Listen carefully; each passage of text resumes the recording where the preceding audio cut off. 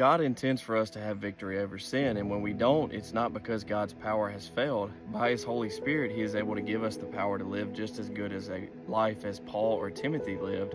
However, we need to do our part and by prayer appropriate the Holy Spirit's power. We also need to flee these things that God has labeled wrong. We need to flee pride, that tendency to think of ourselves more highly than we ought, and instead live with humility.